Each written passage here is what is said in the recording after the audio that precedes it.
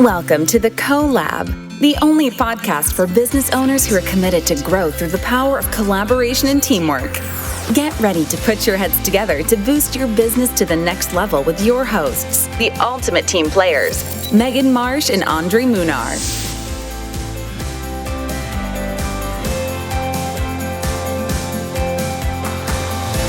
Hello and welcome to our Team Building Addicts episode. Welcome. So to start our episode off before and help you get to know Dre a little bit better, I picked out my super special question of the day. Love it. And Andre's going to be answering. So Andre, can you share with everyone what is your most unusual talent? Wow. Oh my, that is really a super special question there you got, Megan. They don't know you, haven't seen your social media profiles. So my most unusual talent would be, give me a little bit. That's a really unusual question. It is, and I can think though. Most unusual talent. What'd you start doing this year? Unusual talent though? Oh my gosh, it is. And you're very talented at it. That one. I was thinking of another one. I was thinking of bartending. Gosh, what? But I was like, that's not. Yeah, so that I guess that is coming into the new era. It's coming a hip thing, but I started pole dancing. It's awesome. It is. I've come to light to have a new appreciation for their exotic dancers. They're not strippers. Okay, see, we learned something new. Yeah. That's why we like our super special questions. Yeah, so that would be my my little unusual talent, just throwing myself around that pole and whipping myself around there. And it's hard though, but you've become really strong with your core. That's a good one. That is an unusual Yeah. talent. Not many people, talk about that. It's really an exercise, and some people look down upon it, but it's an incredible exercise, and those women who do it are incredibly strong. So much power to them. My husband wishes I would do it, so I'm sure there's a lot of people listening. You should that come wish to our they- next class. I totally would. I would probably pull a muscle though after 4 C-sections, and my belly has not recovered yet. But we love these questions because you guys get to know us, and Andre and I are so different. But it's by getting to know each other. It's just been a fun journey, and getting to know the people around you is just as important. Absolutely. And that brings us to today's amazing episode, and which we're going to talk about. And I know that everybody here has worked in an environment that hasn't been so great. And I mean everybody, due to many circumstances, whether it's the culture, whether it's the people that you're around. And so that brings us to the topic of how do you build an all-star team within your company? How do you manage it? How do you build it? And that brings us to today's amazing episode that Megan and I are basically team building addicts, to be honest with you. Mm-hmm. And once you understand how to build a team and how it impacts you and how you can impact others, it becomes kind of an addiction, really. It does. And, I didn't really think about it. So I guess I wanted to give everyone an example to understand like where we're going with this because, and Andre said, if you want to take a second, like think back to when whatever job it was, if it was high school, college, your first job, like think about an atmosphere that you worked in and it was not fun. When you got out of bed, you got like sick to your stomach to go into work. It could have been someone who worked next to you, or maybe it's because you didn't have any direction from the person who hired you. As leaders, because I think most of you listening here are leaders or you're trying to build a team, you don't want the people who are going to come and start working for you to feel the same way. And when I shared in a previous episode that I hired 3 people in a matter of, it was like 60 to 90 days. I had gotten pregnant and I knew I needed the support. And I didn't put the thought into it, and it started to go down a path that I had to correct really quickly. And so we're going to share the steps and how we helped figure out how to lead our teams and have a direction with everyone. And it's because, so I hired these 3 employees who were all amazing with their own great qualities. But without me having direction, I had gone on vacation after 3 weeks of them being there together. And my husband and I went to, I remember where I was. We went to Vegas and we had rented a Mustang convertible. And I got an email on my phone from the 3rd employee of the 3 of them, the last one who had started most recently. And that employee wrote me this email and said that while I was gone during that week, that the most experienced employee of the 3 of them, the first person that had come in, was not giving the person writing that email to me, they weren't giving, I'm going to just for this say him, that the employee was not giving him a chance. He wasn't letting him try to work on things. He wasn't explaining things. He was just doing it. And they just literally sat there not knowing what to do, what to ask, and that they wouldn't be able to stay in this type of environment if it continued. So I had to think, okay, that's not good. And I don't want to go back and get them pitted against each other. They've only been together for a few weeks. So, what do you do, Andre? I mean, you are really good at this. This is not my strength. Like I've been on teams my whole life in sports, right? And I'm great at coming up with activities, but relationships, because that's what it comes down to, is something that you have always been strong at. And I lean on you more than in this area more than anything. I mean, we just fire them. I'm kidding. Don't do that. No. Just like with anything in life, you've got to train people and mold them and so on and so forth. But I think this is an area that Megan, you and I are both strong at. Maybe I might be a little bit stronger, but of course you're stronger at other areas. We teach our team to empower each other. I think that is so important, and for them to understand that everybody plays a successful role in what we do. It doesn't matter if you're the admin at the beginning. It doesn't matter if you're the top producing salesperson in the company. Everybody plays a major role, and having everybody understand that is super important to me. That's where, what we're going to be doing today is we have a blueprint. It's our Busy Bee blueprint that we... It's right. Think about bees. Bees have, a bee colony. Each bee knows what it's doing. It has a role. It knows what its job is. It respects the other bees. Yep. And they're all working towards having this hive that works and produces honey and pollen and all that stuff. But you're hiring people.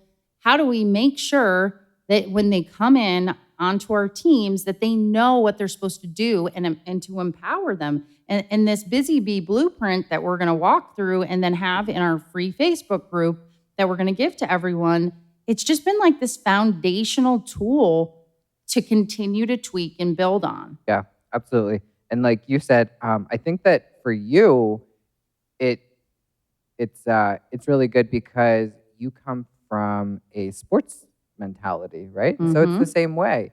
And it doesn't matter what business you're in, this blueprint this Busy Bee blueprint that we have will work for you because you have to break out everything regardless. So it doesn't matter if you're in real estate, if you're insurance, or if you're in title, or whatever it may be. A busy bee, that is really hard to say. A Busy Bee blueprint is going to come in very handy.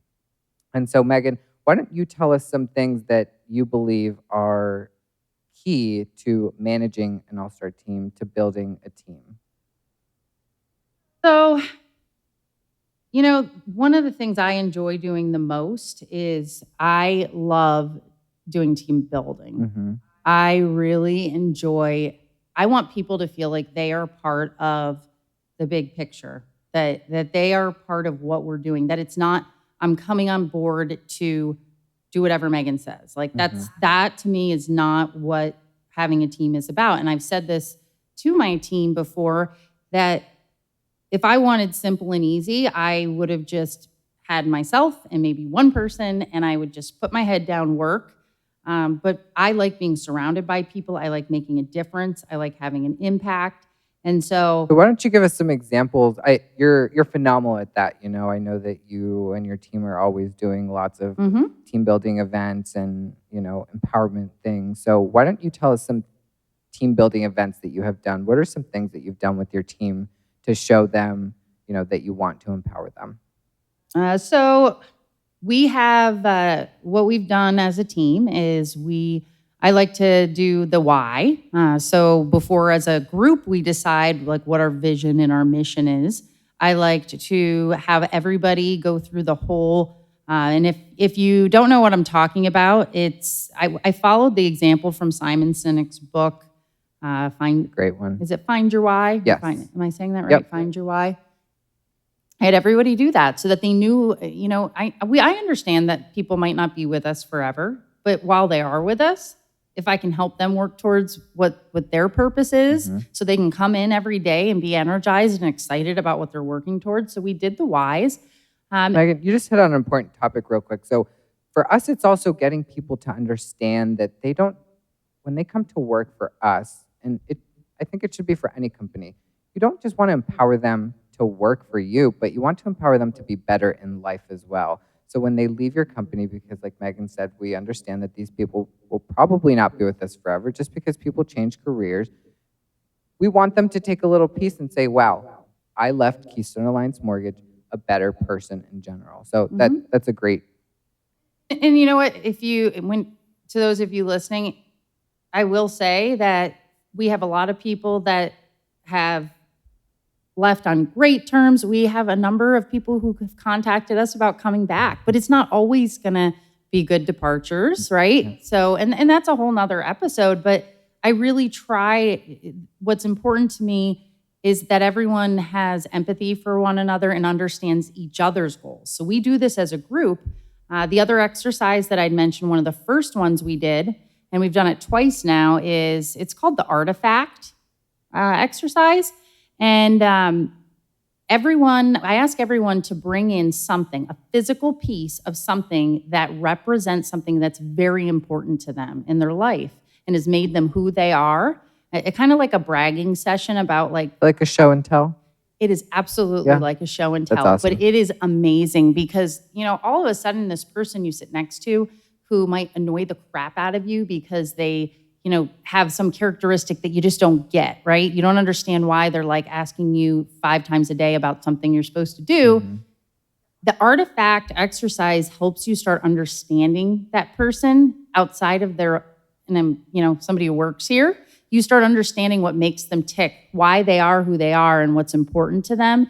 And I find it really helps people connect. That's been a huge thing for me. In our teams, in our locations. Andre and I don't work in the same location. I don't know if we've ever shared that. We're in different cities, but we get together in our teams. We try to do exercises actually with our team across the state as well. Yep. So those are 2 exercises that we've done that have been very, very helpful. And then the last one I'll say is we call it the whiteboard. We'll post these in the Facebook group, some pictures. We have pictures of all the stuff we do.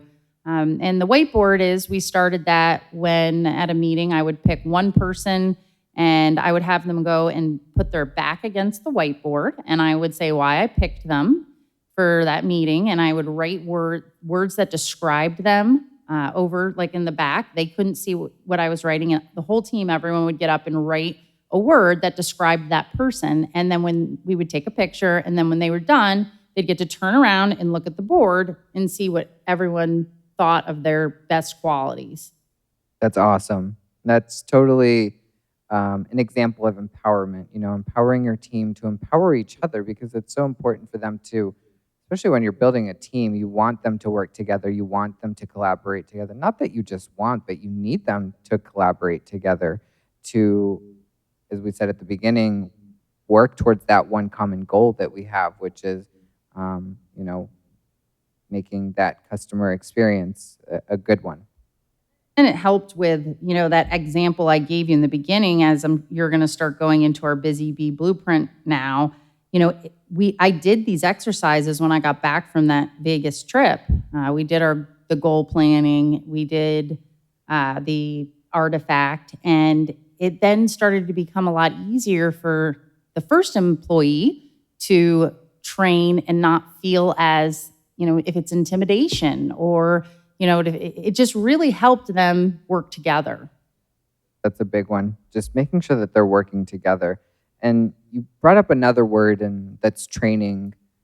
I think that when you're building and managing a team, there is a big difference between training and coaching. And we just learned this the other week. We did. And so if you are a leader out there, an entrepreneur, or somebody who is starting a business, I hope that you understand that there's a difference between training and coaching.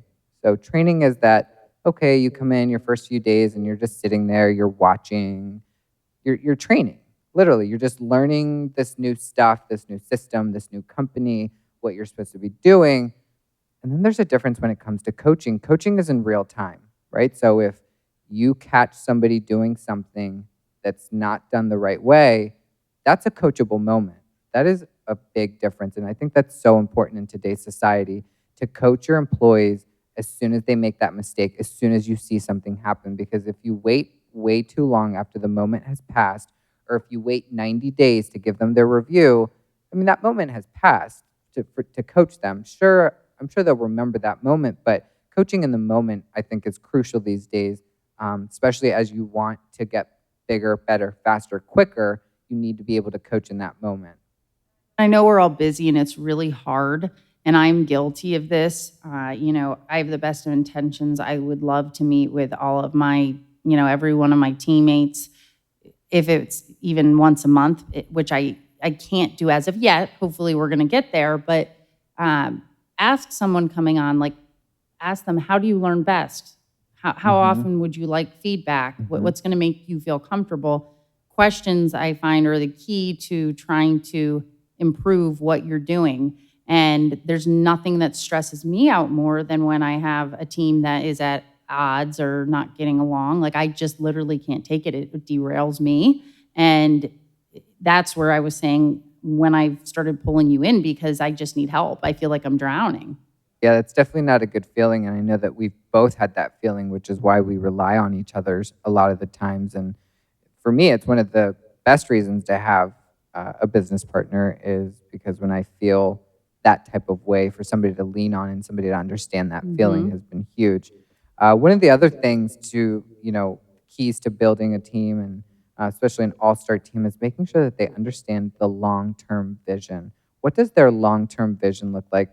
We'll give you an example here. The other day, we had a great conversation with 2 team members who we just promoted to branch managers, and one of them said to us, what after this, then what?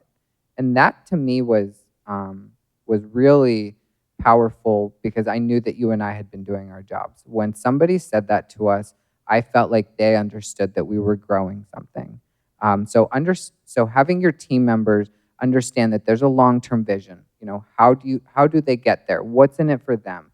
Because it's not just about you. These are people too who also have goals and visions and families, and they want to figure out, okay, well, what's in it for me, and how do I get there, and what do I have to do, and what's the next step? And so making sure that you outline that long-term vision for them is very important. And that our vision as leaders, that it's big enough for people to step into. Absolutely. It can't, like you were saying, it can't just be about you and what you want. It has to be big enough for people to step into and feel fulfilled and satisfied, and that they have a voice and part of what we're trying to do. I love that. Letting your team have a voice has also been important to us. And I think that our teams have really have enjoyed being able to have a voice. And because we have such an open door policy, having an open mind as an entrepreneur, as a leader, is very key. Because as soon as you start to shut people off, that's it. They're done. They don't want to come to you if they have a problem. They don't want to come to you if they have a solution. They don't want to come to you if they see something in the process that's failing, because now you've shut them out. So always having an open mind, especially in letting your team members have a voice, is absolutely key. And expressing that to them, letting them know that, hey, if there's something that you see that's a break in the system, or something that's not going well, or something that's not going right, that's absolutely key to let them know, please come talk to me. Because for us, our team is the one who is doing the activities. I'm not in that activity. So they're the ones who are going to know best, hey, there's a broken system here. How can we fix this? So letting them know that, please, you have a voice is absolutely essential. That we feel that I think because we have made mistakes, I don't want anyone listening to think like we have like office utopia with show and tell. And we do. We have fun, but we also have had, like I was sharing, there's that one email. We've had some nightmare situations go on. We have lost people. I have made decisions or not confronted issues quickly enough. Like I'm human. And that's a hard thing that, so if you're listening, you're going to make mistakes. You are not going to have a perfect team at first. You're not going to say the right thing. People are going to have expectations of you as a leader, and you're going to do the wrong thing. And you are going to have to grow that thick skin because when things go wrong, they look to you as the leader that they want to see you sometimes be this perfect person that we know that we're not. And that's been a very hard thing for me. And I'm an open book and, we'll share things with anyone who has, questions about that. But I wanted to make sure that everyone listening knows that we have had our very fair share of, emotional, upsetting moments because we messed up as leaders. We messed up with how we handled it, and we're learning and we're getting better. And that's where we're hoping that if we share this, if we're serving you, listening, and telling you some of the things that are working, you can miss and skip some of the bad stuff, hopefully some of the worst stuff that we went through, and only have maybe some small scuffles that you deal with. Yeah, just have a little less war scars than we did. Mm-hmm. I could talk about this topic forever. I know. And in season two is going to be all about building a team and team building exercises and drama in the workplace, juicy, and bad bosses, and it's going to be all that really good stuff like this. So this, we're going to now get to our Busy Bee blueprint for you, which is just kind of that first step to get your team started on the right foot now that you've hired someone or you're growing the team bigger than just you and maybe an assistant. Yeah, so I'm just going to add in one more thing just because, again, I could talk about this. Can't stop. I know. Let's go. Wrap it up here, Dre. So you talked about having that thick skin, right? And I think that that's so important for you as a leader to have that discipline, right? But there's a specific way that you can have that discipline. So the way that I approach my team and the way that I tell my team to approach each other and to approach clients and to approach real estate agents is always with love, right? So it's, hey, I see that this isn't happening. What can we do here, right? That's much different than, hey, this isn't happening. Why aren't we doing this, right? So it's such a different way to approach things, and how you approach somebody, you can discipline people without having to come across as, I'm the leader, I'm the boss, you listen to me. Right? Right. Or because I think the people on your team are going to need to work together, and how they ask each other things, and you were talking about those coachable moments. That's an area that I've seen a lot of people that have worked in our groups, for example, they'll go to somebody else to see what they worked on for the day, because nobody really understands all the work that each person does. And if you go to someone just saying, what did you do today? Right? That sounds very different. Yeah. And you don't mean to. You don't think about it. That sounds very different than, hey, can you share with me what you've been working on today? That's perfect. That's a great example. Right? So maybe we'll have an episode on all the communication techniques in season 2 when we go over this. But yeah, I love that. So we talk about all of this because we bring you to the end of the Busy Blueprint, and what exactly is that? So as you start building a team, you start bringing on 1 employee or 2 employees, the best way that I can explain it to you, and again, we're going to have this in our free Facebook group, which you can see. We're going to give you our Busy Blueprint, which you can see. We'll do a Facebook Live too to show you how we did it and what it looks like. So you're going to want to write down everything that you do in your business and everything that you want to be doing. So, for example... Hear that? Hold on. I just want to make sure they get this. So, everything that you're doing, so can you give me examples of what everyone listening needs to be writing down? Yeah, so definitely get a pen. Just a couple examples. Get a pen and paper out, because when you run a business, I don't think you understand fully what you do.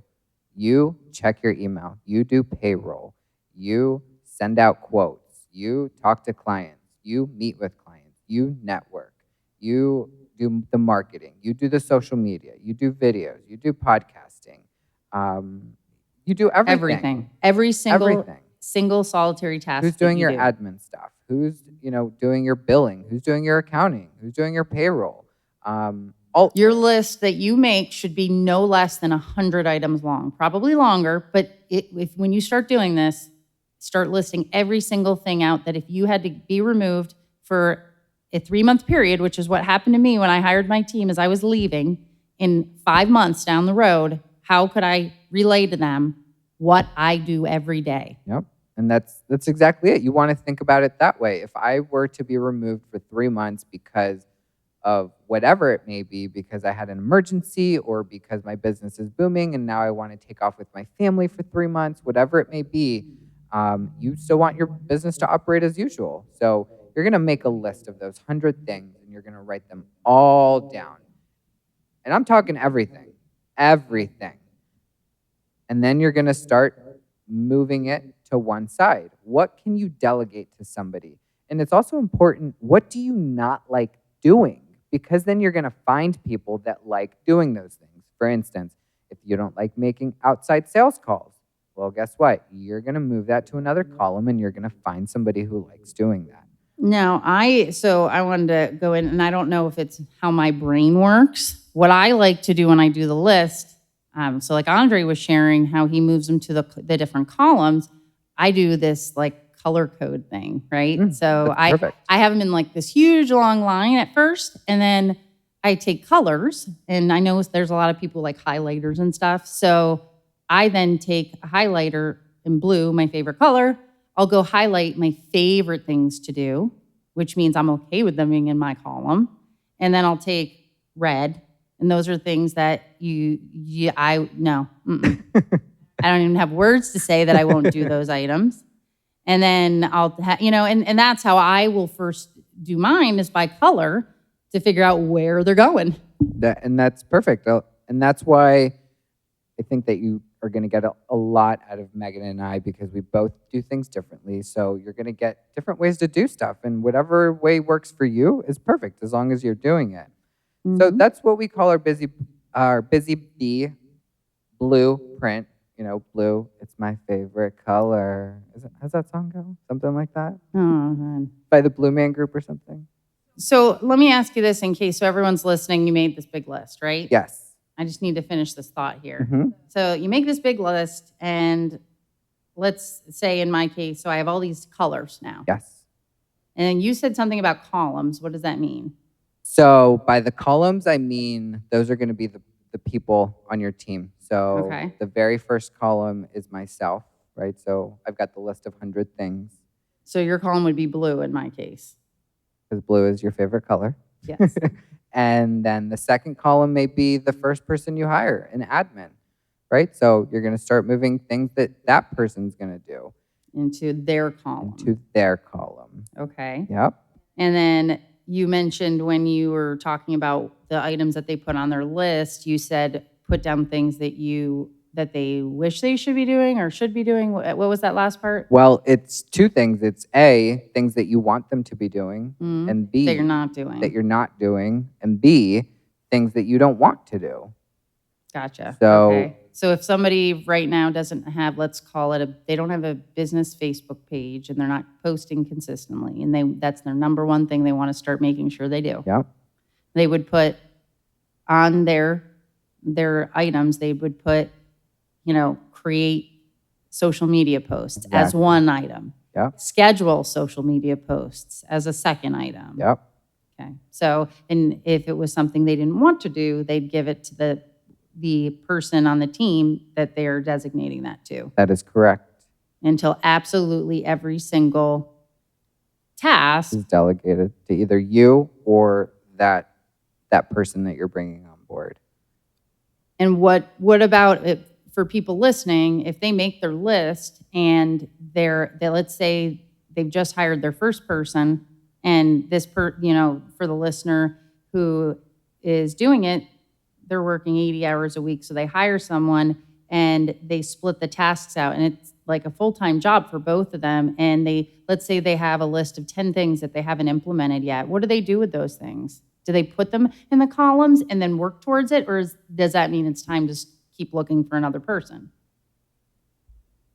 That is a two-way question. So, and I think that we probably both have different answers on it. So I'll answer first. So my answer would be A, you could go one of two ways, which is hire another person. Because what people don't understand, and when somebody hires that first person, they're going to see their business is going to explode. So they're going to realize that there's more revenue coming in.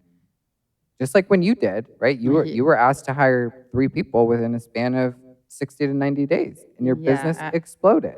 Yeah, we started a coaching program, and I'm a very coachable person from my years of athletics. I was literally about ready to vomit every time he told me to hire someone. Yeah. So I think that, you absolutely could hire somebody else to do those other tasks, because now you're focused on the sales, you're focused on being the front, you're focused on leading and managing and stuff like that. Or B, if they're not that important yet, if you want to start, for example, if you want to start doing video, but you're not doing it yet, that could be moved to, somewhere at the bottom of the list. So you could really do it one of two ways, but the most important things that you want done, you have to make sure that those are getting done. Yeah, and what I ended up doing it was marketing. At the time, we did not have a full-time marketing person, and I didn't feel I could hire one. I ended up hiring a virtual assistant. So I had a budget, and that person, we still have, the virtual assistant actually still works with us today. And he got us started on social media posting, helping put videos together, just things that it helped get us on the map. Yes.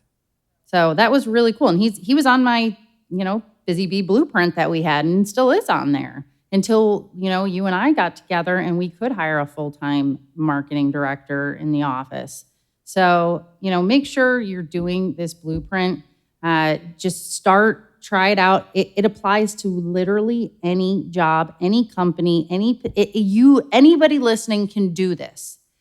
You could do it in your family at home. Mm-hmm. It's a way to organize the tasks. And the one thing I just want to say, though, that sometimes people will look at their tasks if they're a certain type of person and they're like, this is my task, it's in my column, I'm going to stay in my lane. Mm-hmm. Mm-hmm. And yes, that means that's what you have to focus on, but you sometimes go out of your lane to help other people on your team. Yeah, I'm telling you, I could talk about this topic I know, forever. sorry. Because, that's perfect. Some of our team members have seen past that column and they've made themselves better. And that's why they've, been promoted to where they're at, because they've helped other people. So now they know other positions. They weren't that stay in your lane. Yes, that is one of the reasons that we do the Busy Bee blueprint, is so you can stay in your lane and you know what everybody's tasks are.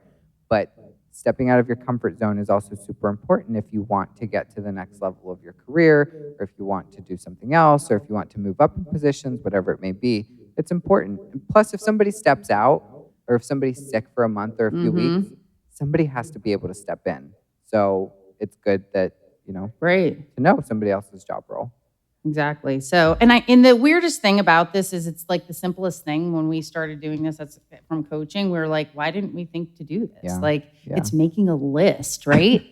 It's so simple, but yet nobody thinks to do it. And instead there's chaos and people miscommunicating. So please, after this episode, come get into the group on Facebook, which is our service swag group. It's a free group. And in there, we are doing a live once a week on the topics that we're talking about. We're giving you these pieces of information that are so valuable, so you can download them and you can really start making some changes that will hopefully, help your business grow, really start getting you where you want to be, just seeing success, and then having relationships that are meaningful, and it just starts changing. Your whole life starts changing when you start doing things correctly. It does. It really does. It makes your life easier, as well. That way you don't feel like you're always having to do everything, and you can count on other people, and everybody feels like they have a job role and they're responsible, and you can start holding people accountable. And I think that's why we've become so addicted to building a team. Mm-hmm. So Awesome. Well, thank you so much for sticking with us, guys, today. We know this one was a little longer than others, but like we said, season 2, it's going to get really good with some of these, and we're going to keep sharing our team building activities so you can have the same success building your own team and growing your business, and just, have purpose and lead with a vision and a mission. So we can't wait to see you guys next time on the next episode. for listening. Bye-bye. Ciao. Thank you so much for joining us today, collaborators. If you found value or got some piece of information out of this, make sure to find us at thecolablife.com. You can also join our Facebook group and our Facebook page at The CoLab. On YouTube, you can find us at The CoLab. On Instagram, you can find us at The CoLab Life. We also do a Facebook Live every Tuesday at 4 o'clock where you can get some more valuable information in our group. We also release our brand new episodes every single Tuesday morning. And if you have any questions or there's anything that we can do for you, any value that you would like to add to our business, we'd love to hear from you. And you can email us at hello@thecolablife.com.